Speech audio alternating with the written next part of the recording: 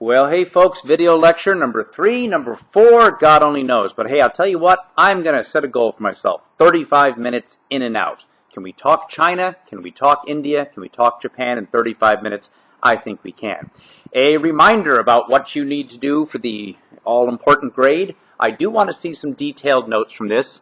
Most people are doing a good job with that. There are times where I'm seeing 30, 40, 50 words on a sheet of paper, and that's just not covering it. So, I'd recommend using that Cornell style, left and right, the important idea on the left, maybe the title of the slide on the left, and then some details on the right, leaving some extra space. There may be things in the discussion that you want to add to this to feel like you understand the stuff better. And then also coming to class with at least 3 questions for the class. Not quiz questions, not something you know the answer to and see if everybody else does, but either something that you truly don't quite understand yourself and you want clarification on or you want to know more about, or if you have a couple of open-ended questions as well, i.e., hey, here's a discussion starter that may get us thinking about this. So anyway, that's the assignment, and let's take a quick look at China. The beginning part is slightly a review. Again, at 1900, most populous country in the world, 500 million people. China had not changed too substantially in a couple thousand years. Really, since the time of Confucius, 2,500 years earlier, there have been ebbs and flows and rises and falls of dynasties, but man, it would be at least somewhat familiar to a Chinese peasant in 1900 if he found himself back 2,000 years earlier. Compare that to Europeans, of course, where somebody born in 1850 would barely recognize the world of 1900, electricity, automobiles, all of this type of stuff. You know about China, it's huge, it's diverse, and again, untouched by the modern world. Not untouched, but not very touched, despite the European presence. The cues, the long haircuts of the forced by the Qing dynasty, the foot binding, the exams, the tradition, still the same written language going back a couple thousand years. Empress Dowager Cixi, I think you've seen this before, and she really ruled because this handsome young gentleman over on the right was the last emperor, didn't know this at the time, of the Qing Empire. Keep in mind he is 7, 8, 9 years old, something like that, when he assumes power, possibly a little younger. The cue, again, anytime you want to stop, go back, you can do that, but you've seen a lot of these images. Better to shave one's head than lose one's head, was the saying. We've talked about foot binding. Just images happen to be here, so we'll move on. And I think I featured this photograph before. And what I'm getting at, this is taken around the turn of the century. This is how China did technology still. Now, yeah, the Westerners and the Japanese are in the big cities controlling economic zones. You're starting to see modern technology in small degrees. But you move even 50 to 100 miles into the countryside, this is how people are getting things done. And I want you to compare this with what you're seeing in Europe at this point. The massive technology, the grain threshers, you're starting to see very shortly after this period, gas-powered, automatic harvesters, all kinds of things. So clearly, China is technologically, for the most part, back in the 15th, 16th, 14th, 17th century, and Europe, as you've seen, most certainly is not at this point. Europe and the United States. That's not the extent of the Qing Empire's military, but that was a component of it. And again, from what you've seen in World War I, imagine the high explosive mortars and the machine guns going up against this. I think enough said with that. And again, my friend Lei Ling's family, and that's definitely her grandfather, taken about 120 years ago, because her brother Danny, who I'll be seeing in the Philippines this summer, that's that same face. I know that face. So, fascinating little picture. And by the way, they didn't have heavy eyebrows. They didn't have mustaches. Some idiot jerk student, unknown from years ago, thought it would be funny to draw on my priceless friend's family heirloom photograph. Ha ha ha ha. I wish him a special level of... Anyway. You've seen this, my exquisite drawing of what China was like, where the power was held. Ask yourself if you can recall this. Stop the film for a second and say, I understand what this is a diagram of. Or offer up a thought to yourself about what it might be. Of course, what you've got is nominally, in name only, the Qings, and the Qings are powerful. The emperor, the emperor's court, the mandarins, they do hold a lot of day-to-day power. At the same time, the major economic decisions are made by Westerners in their zones. And then you've got this growing nationalist movement. Now, you might ask yourself what a nationalist is, what a nationalist Chinese person would want. We'll come back to that in a second. But then surrounding it, regional control. You can call them warlords. If they were in Japan, you could call them daimyo. You could call them nobles. You could talk about people with private militias, private armies. The point being is that the Qing control has largely broken down throughout the country. The Westerners really don't care what happens in the provinces unless it interferes with their business and their control and their interests. And the nationalists are primarily focusing on the big cities. Let's get rid of the Qing Empire. Let's get rid of the Westerners. And that's going to focus on the big cities toward the east primarily. Remember that there had been revolutions. We talked about the Taiping Revolution, Hong Chi Kuang. Remember how funny that is because it sounds like cassava loaf? Anyway, that was a not quite nationwide, but widespread rebellion in the 1850s and 60s that probably killed 25, 30 million people, something like that. You have the revolts in 1895 because China was humiliated. Humiliated by who? By Japan, this little tiny island to the east, who had destroyed China in a war. And this led to revolts and moves toward reforms. The Boxer Rebellion in 1900, remember, it was a traditional Chinese rebellion against the Westerners and against the Qing Empire.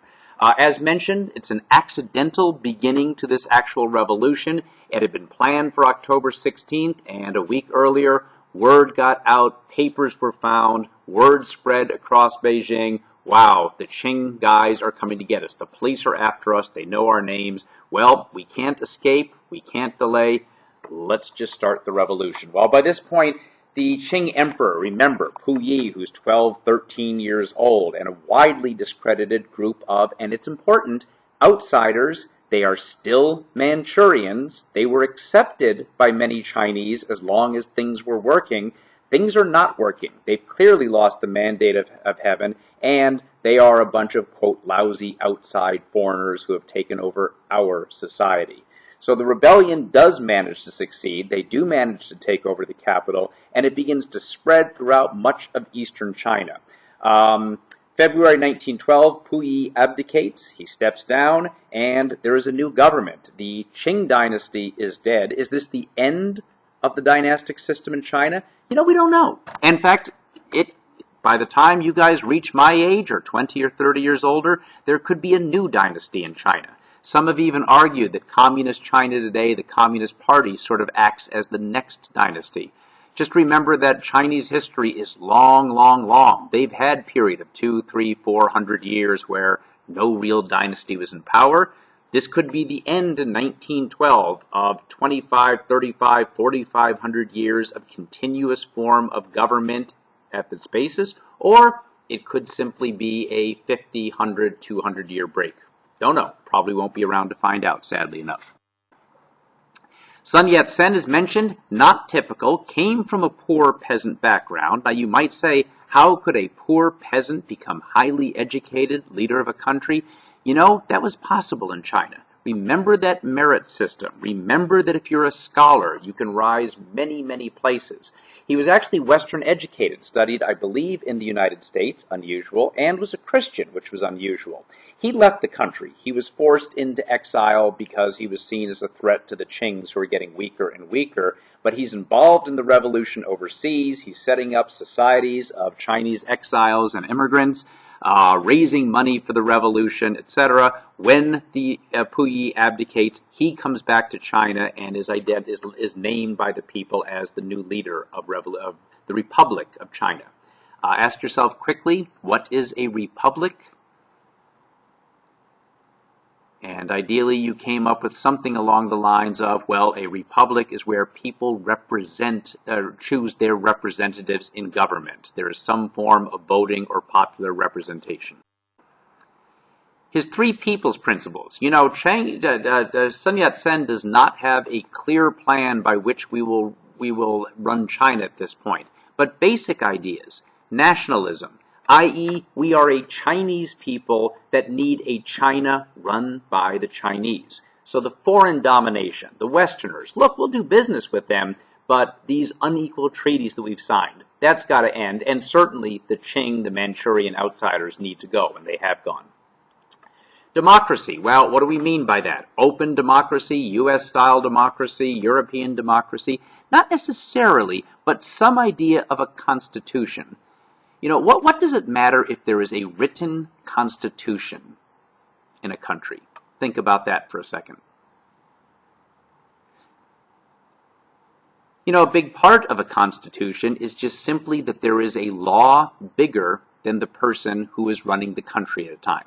President Obama might decide he wants to execute all people whose last names begin with the Z. I hope not, but if he were to want to, he simply could not do that. Why? The Constitution of the United States of America puts very clear limits on the power of the president, of the legislature, of the courts, of government in general. So it's a way of institutionalizing the way rules should be, as opposed to this particular king or emperor kind of feels like this is the right thing to do. And the people's livelihood, it's a little bit harder to understand, but the idea is that the government should play some kind of a role in improving people's lifestyles. In other words, China is desperately, desperately, desperately poor, and just saying, let's have businessmen make us rich again, well, it's going to involve some kind of government involvement. Would I call him a communist? Is this the Russian Revolution Part 2? Certainly is not, but certainly socialist ideas that a government has a role in making the economic lives of the people better in some way. Sun was certainly supportive of that idea. This breaks down pretty quickly. Remember that China has been in flux for, in some ways, a couple hundred years. You have all the warlords. The bottom line is that Sun Yat-sen, although greatly revered, just can't maintain control of the society. You have the warlords all over with their own militias, their own armies who control their whole areas. You have everything that China has been based on for a couple of centuries gone. Now, maybe it was time for the emperor to go, or the system of emperors to go. Maybe Confucianism was an outmoded system that wasn't really as effective for running a modern state. But still, if you take away the most stable, the most enduring parts of a society, it's got to be replaced by something. And it's not always that easy to find a replacement. Was it good that the Belgians left the Congo in 1960? Well, certainly. This was the Congolese territory. It wasn't the Belgians' land.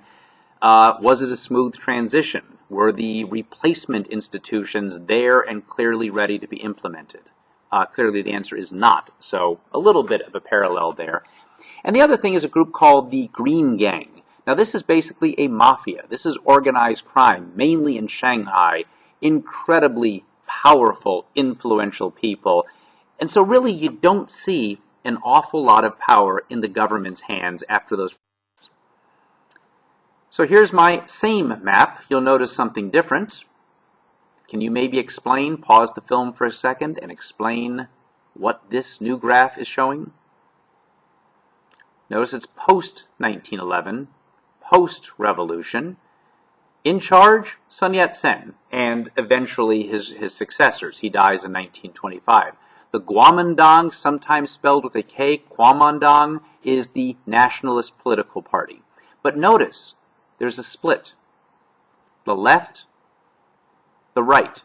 We'll talk about this more in class in the next unit, but generally speaking, right is more laissez-faire, capitalist, United States, i.e. would be an example. And to the left, we're talking radical ideas. Socialists, communists, and Mao Zedong and the Communist Party of China becomes a real influence. So the nationalists that led this revolt fairly quickly fall into a split. Well, we agree, let's get rid of the foreigners, let's set up our own society. Yeah, but what do we do now? We do this? No. We do this. The Westerners, not technically as, they don't talk about spheres of influence anymore.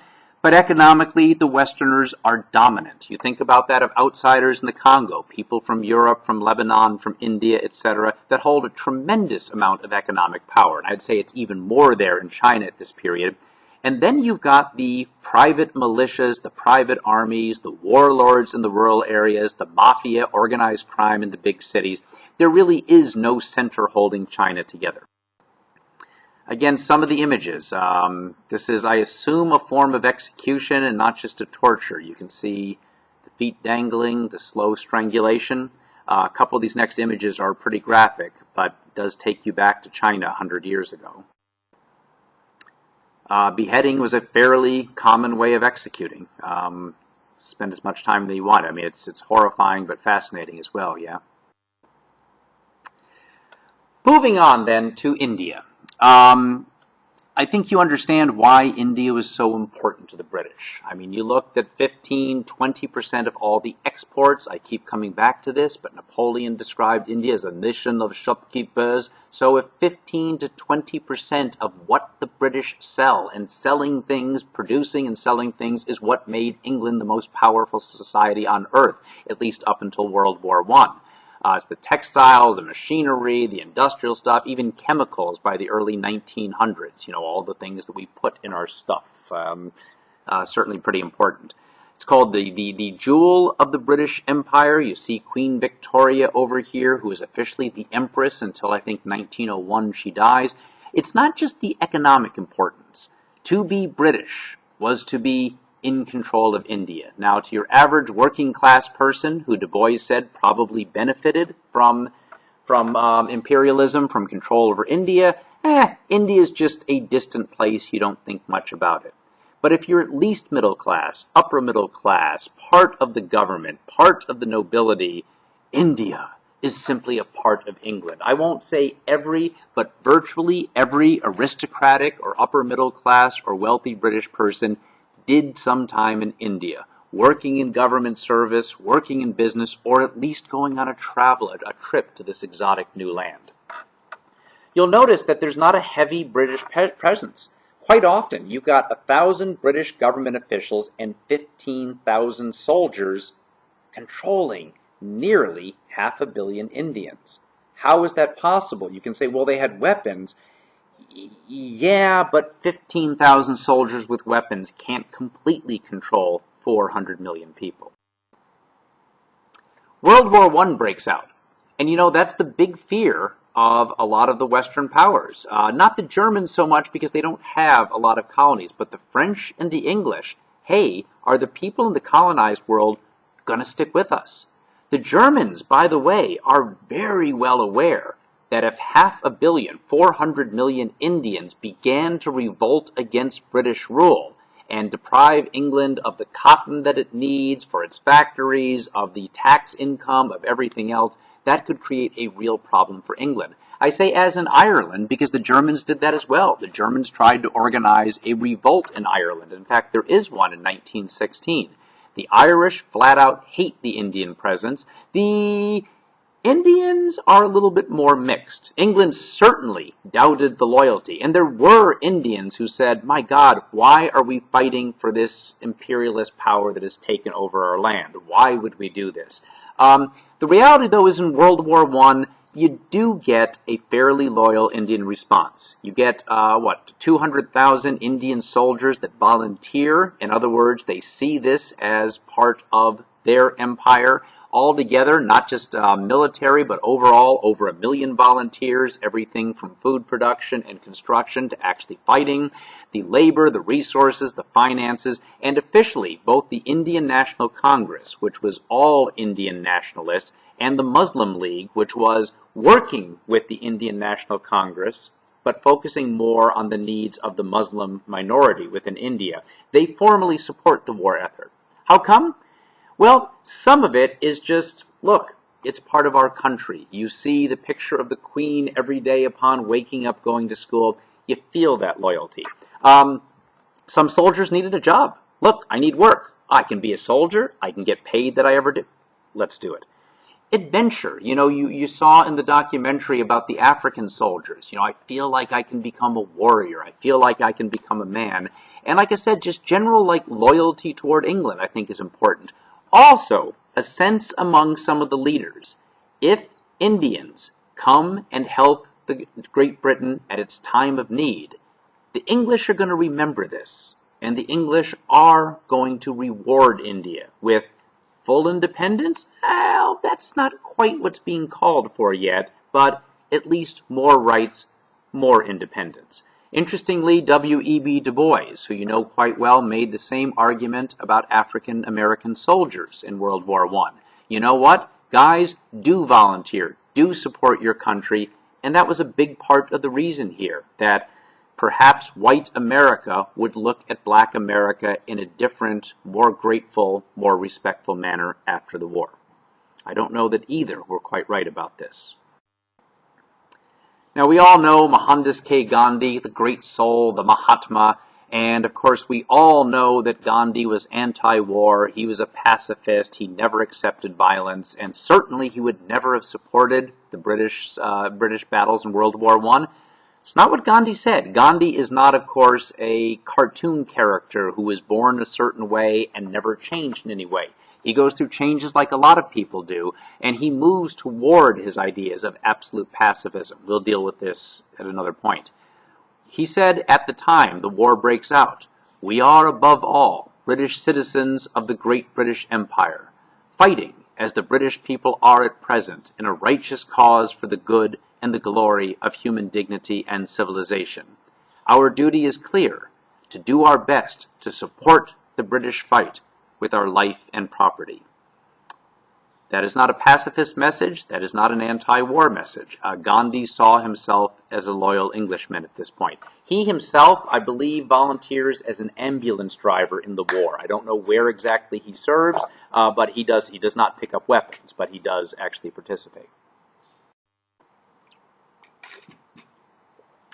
Timing is interesting. 1916. Stop for a second and ask where we are. Has the war begun yet? Is the war over? How is the war going by 1916? You notice you've got leaders of the Indian National Congress and the Muslim League getting together. Lucknow is just simply a city in India. The goals are not terribly, they're not calling for independence. They're not making demands. They are saying, we want to see more Indians serving in the legislature. The viceroy, the governor, we want Indians sitting on this council. We want them to have a real voice. Let me treat those two separately. Certainly in 1912, if this had been issued, the British would have said, gentlemen, you may exist as organizations, but you do not tell us about the rules for Indian legislature. You do not demand participation on the governor, the viceroy's council. Why might England have to respond differently in 1916? Think for a moment. This war is going on, folks. If the British were to respond by saying, Congress, Muslim League, you have no right to make this decision, we will make the decisions about India, is it possible this could have turned the influential Congress and Muslim League against the war effort? Is it possible that it could have led to a revolt, a Sepoy Revolt 1916 in India? And if it did, think about how problematic that would be in the midst of this great war, in which it is total war and England needs all resources. So, good politics here, smart. We can afford to make demands now in 1916. And they do this. Notice one other thing. This becomes important 30 years later.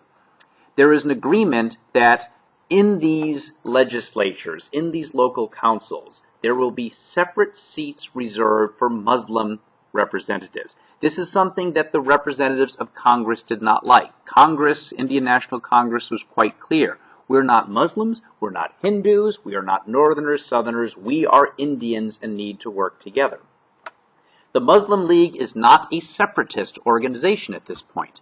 The Muslim League is simply saying, we Muslims are 20% of the population. Our interests won't be watched out for in the same way because we're a minority. The Muslim League, in order to agree to sign on to this Lucknow Pact with Congress, says we must include a provision in this pact that says separate seats reserved for Muslim legislators. The Congress representatives don't like it. There's actually politics going on within this coalition. The Muslim League will not sign on and make it a joint statement unless that's agreed. When I say early, tacit means understood without clearly being stated, that Muslims are to some degree separate. I think many of you may know your history. In 1947, when India gets independence, there is a separate Muslim Pakistan that is created. Not something being seriously talked about until this point. This is kind of the birthplace of that idea. You would know a couple of these men. Recognize any of them? Mohandas Gandhi. Yes, he used to have hair. I know how he feels. Motilal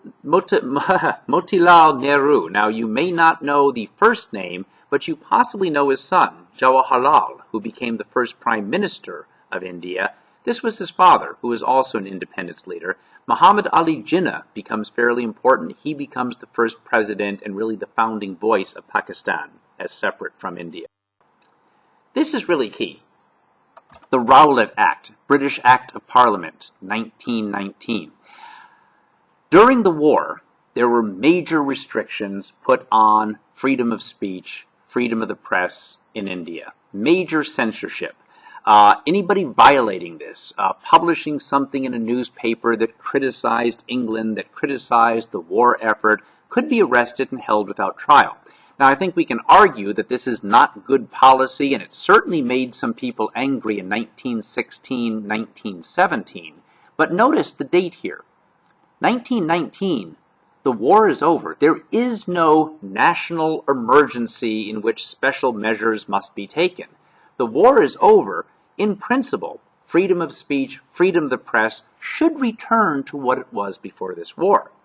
Well, in 1919, the British government extended this censorship, allowed the British government to censor, to edit, to stop the publication of certain political ideas. Most Indians, at least the ones that are not simply trying to survive and eke out enough food, look at this and say, you know what, this has nothing to do with protecting British national interests during a crisis. Let me tell you what this is. It's an attempt to get us Indians to shut up. It's an attempt of the English government to maintain control over India. That's what's going on here, and we're not going to accept it. This leads to demonstrations across the country. Muhammad Ali Jinnah, who again is a member of the Indian National Congress and the leader of the Muslim League, they are working together. He responds to the Rowlatt Acts with the following.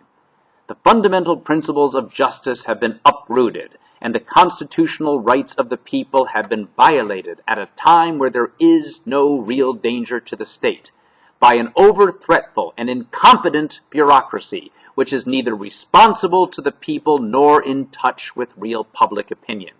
In my opinion, a British government that passes or sanctions, allows such a law in a time of peace, forfeits its claim to be called a civilized government. These are angry words, calling the government of England incompetent, uncivilized. They have forfeited their right. You are starting to see a move toward an independence movement. And then with what happens next, the ante gets up. At a place in Amritsar in April of 1919, this is actually the holy city of the Sikh people. I was there a number of years ago, and you'll see some photographs in a moment.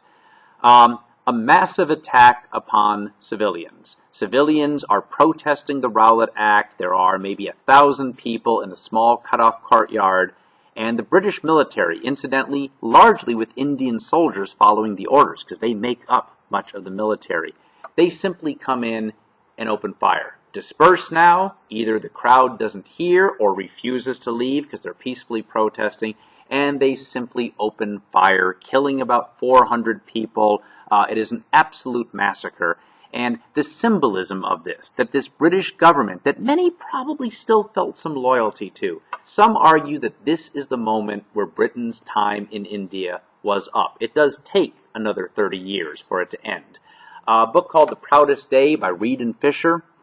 As a result, what had been a desultory campaign by minority groups seeking home rule within the British Empire was transformed virtually overnight into a vigorous, determined, and popular national independence movement. Britain's time in India was up.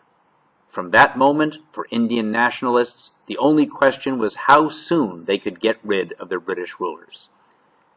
Again, always important to point out that different interpretations might put less emphasis on this event, but a lot do argue this is the turning point. Many in India were willing to accept continued English rule under different circumstances for a period to come.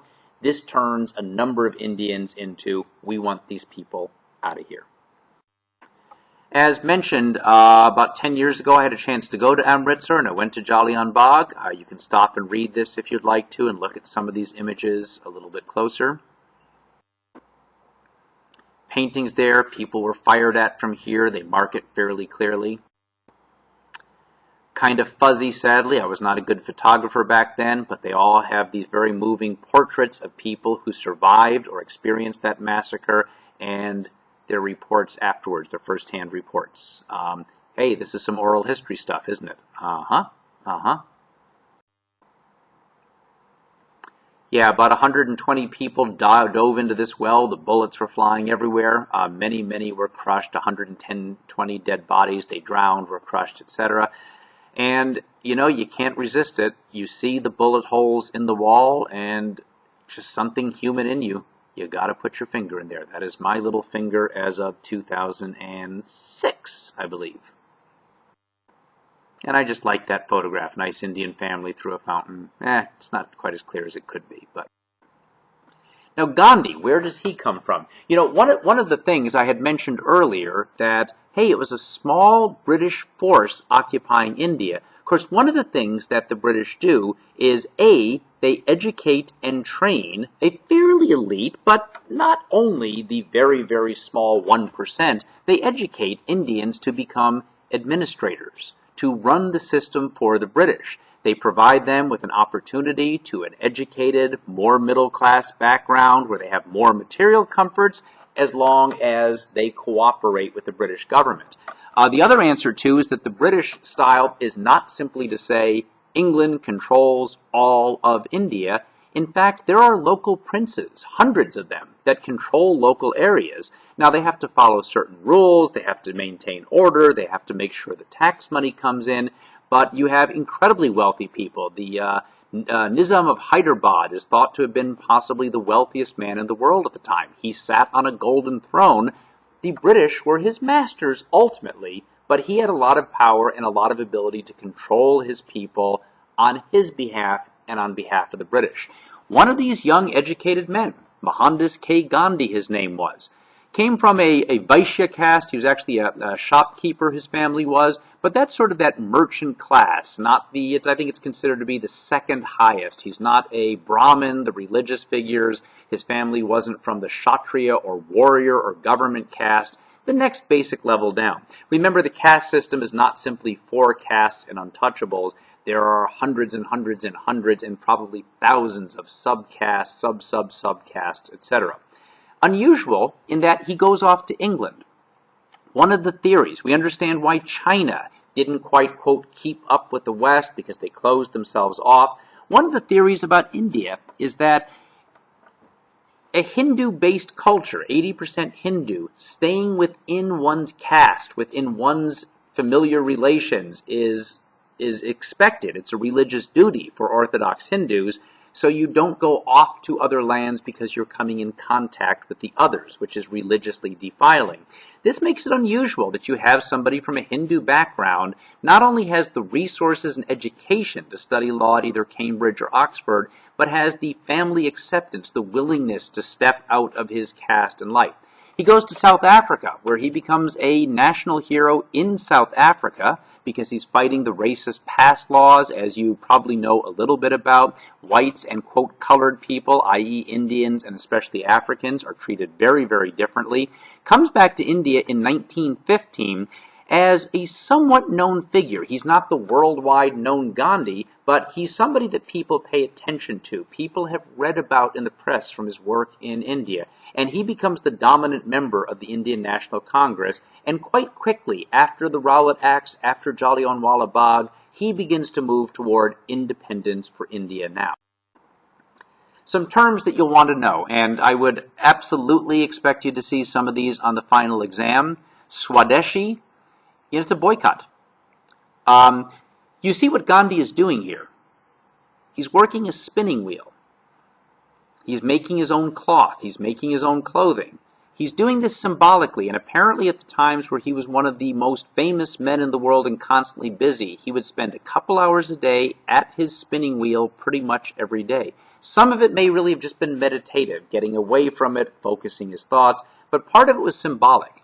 Remember that the British did not allow Indian-made factories, did not allow Indian clothing factories. The Indians' job was to grow the cotton, sell the cotton to the British at a very cheap price, allow the British to transport it to London, to Leeds, to Manchester, turn it into more expensive clothing, and then ship it back to India to sell as a profit.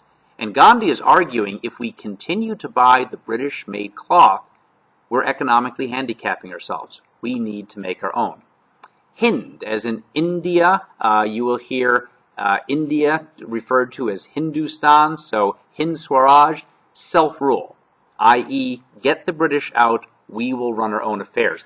Gandhi was a Hindu, but was very, very clear and consistent. This is about India and not about Hindus and not about Muslims. He saw Indians as one united nationality and fought very hard against any kind of separation.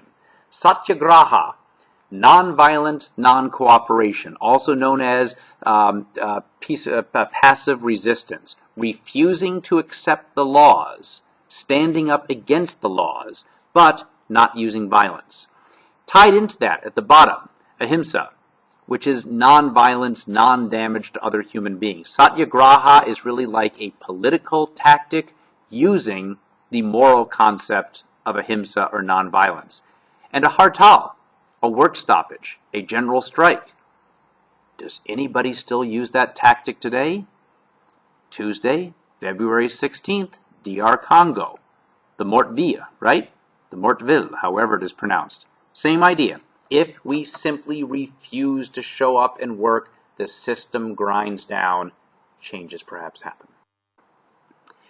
Where Gandhi becomes an international celebrity, and he really does, he becomes one of the most recognizable faces in the world. The British have a salt tax. British can, they import salt, they make a lot of money out of it. Technically speaking, it was illegal for an Indian person living 25 feet from the ocean to take a jar, fill it up with salt water, put it in the sun, let it evaporate, and use the salt for their food. That was not allowed because that interfered with the British salt interests.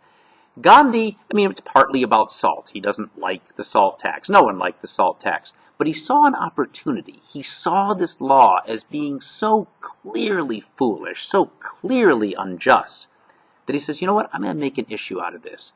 And he begins, understand that there are not only cameras, but there are movie cameras as well. Understand that by 1930, Britain's economy is reeling from the Great Depression. He knows all of this.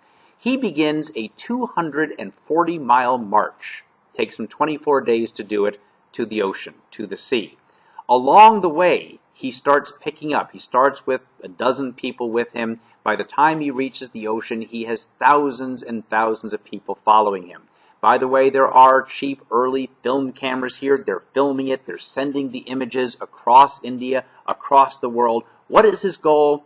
To walk to the sea, collect some salt water, boil it, and make his own protest. He is violating the law. That is satyagraha. That is passive resistance, violating the laws in a non-violent way. He knows that he will be arrested for this crime. He wants to be arrested for this crime.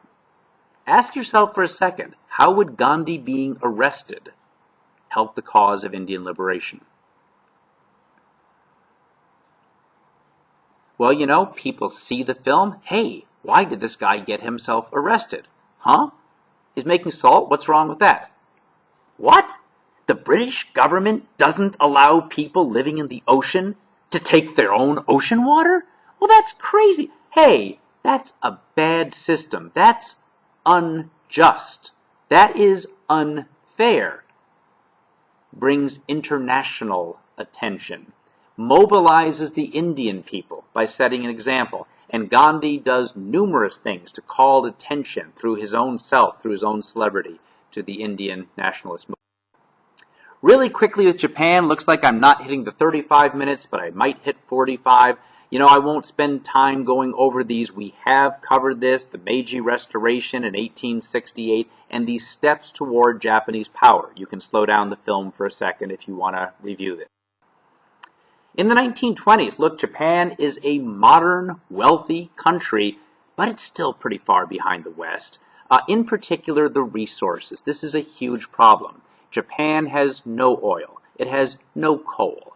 It has somewhat limited farmland. They are able to grow rice. They get fish from the sea, but it's resource poor.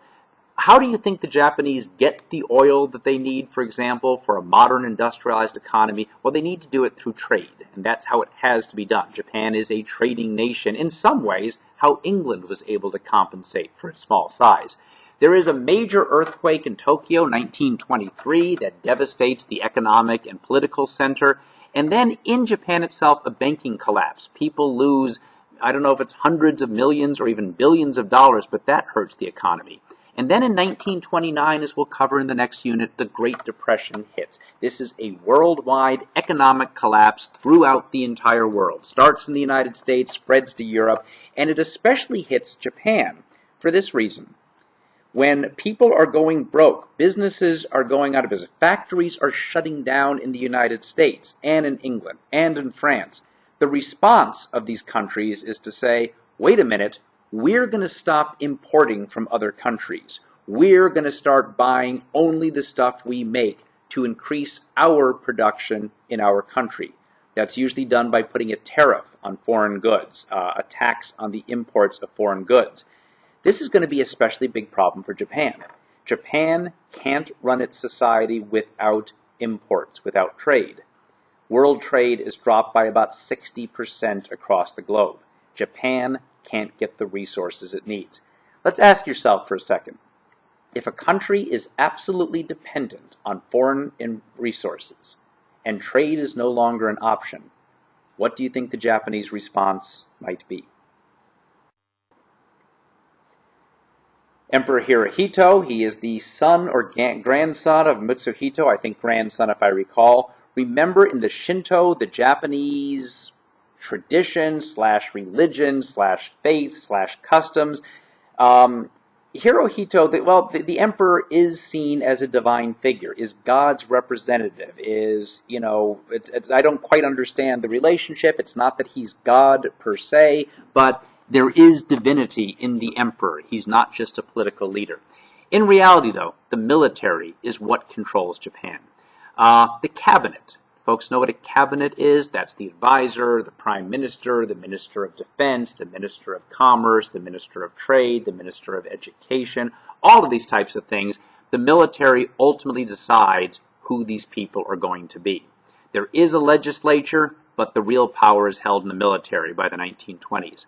The Prime Minister of Japan is assassinated in 1932, and the military uses this, says, Japanese society is breaking down, we need more order, there are bad elements, and really by the mid-1930s, it's the military that runs Japan.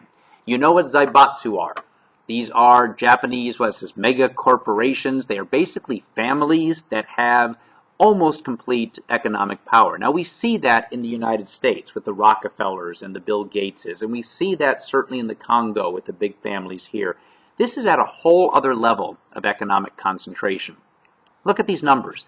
1937, the 4 leading family-run companies controlled directly 1/3 of all the money in the banks, 1/3 of all the foreign trade, half of the shipbuilding, which is huge for Japan, and almost all of the heavy industry, the steel factories and things along these lines. So really, you've got a military and a small number of exceptionally wealthy corporations. And you're going to see what happens as we move on this year. The two form an alliance between the military and the super, super wealthy that leads Japan into what, ultimately is a fascist state. We'll explain that in a future unit. But the germ of World War II is here. World War II, many people, if you ask them, began in 1939 with Hitler's invasion of Poland, and yeah, that's when it becomes a world war. But if we consider Asia to be a huge part of the World War, which it was, it begins in 1931. The Japanese invade Manchuria. Now, you'll recall, these are non-Chinese ethnic people, but had been a part of China. This is where the Qings come from.